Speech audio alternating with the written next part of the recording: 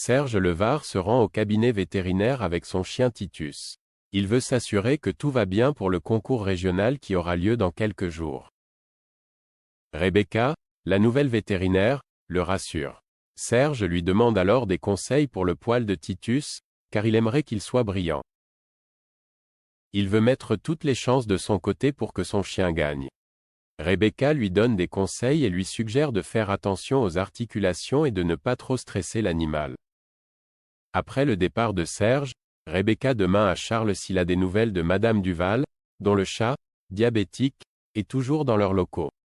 Charles pense qu'il a été abandonné. Rebecca charge le jeune homme de la retrouver et de la ramener au cabinet. Serge Levard promène Titus dans la forêt pour le préparer au concours. Il reçoit alors un appel de Laetitia qui lui propose de déjeuner avec lui. Après avoir raccroché, il réalise que son chien a disparu. De retour à la clinique vétérinaire, Charles annonce à Rebecca le décès de Madame Duval. Elle n'a malheureusement pas de famille pour prendre soin de son animal. La vétérinaire propose alors au jeune homme de prendre le chat chez lui. Charles accepte et lui propose en échange d'aller boire un verre avec elle. Rebecca accepte son invitation. Serge se rend au commissariat pour déclarer le vol de son chien. Il est reçu par Thierry Valois, qui est surpris par sa demande. Serge n'a en effet rien vu ni entendu, le chien aurait donc pu s'enfuir. Mais Serge réfute cette hypothèse car c'est un chien de race qui lui a coûté très cher et qui est parfaitement dressé. Il explique ensuite à Thierry que Titus est un futur reproducteur qui vaut de l'or. Thierry l'informe cependant que le procureur ne lancera pas d'enquête.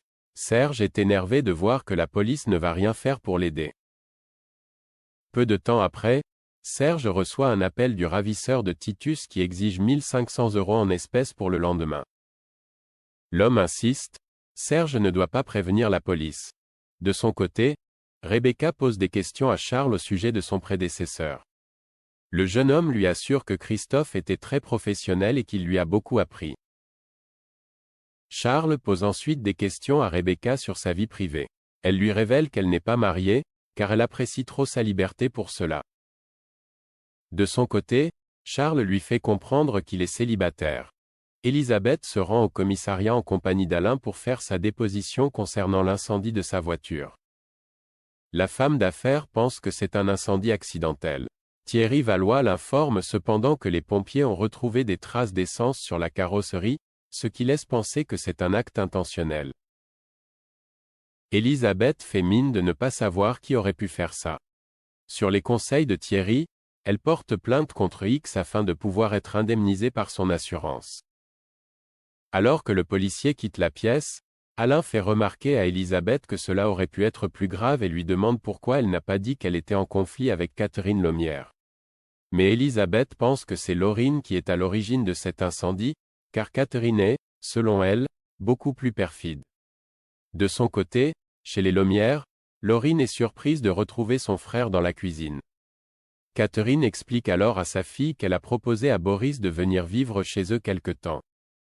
Elle souhaite qu'ils se retrouvent tous ensemble pour se soutenir. La jeune femme n'est pas du tout ravie d'apprendre cette nouvelle et préfère quitter la maison. Quelques heures plus tard, Catherine reçoit un appel d'Elisabeth, qui l'informe que sa voiture a été incendiée la veille. Cette dernière lui précise qu'elle pense que c'est Laurine qui est responsable de cet acte criminel. Catherine assure à son ancienne amie qu'elle n'est au courant de rien, mais elle reconnaît que c'est possible. Elle lui explique que Laurine est très fragile en ce moment suite à la mort de son père. Catherine propose ensuite à Elisabeth de la rembourser mais elle décline son offre. Elle va en effet faire marcher son assurance. Elisabeth explique à Catherine qu'elle aimerait que Laurine la laisse tranquille. Elle la met en garde, si sa fille s'en prend à elle ou à Alain, elle sera beaucoup moins compréhensive. Catherine lui promet que Laurine ne lui causera plus de problème. À l'hôpital, Laurine vient à la rencontre d'Alain mais ce dernier est tendu. Il explique à la jeune femme que, s'il le pouvait, il porterait plainte contre elle. Laurine fait mine de ne pas comprendre. Alain ne la croit pas et lui demande de laisser Elisabeth tranquille.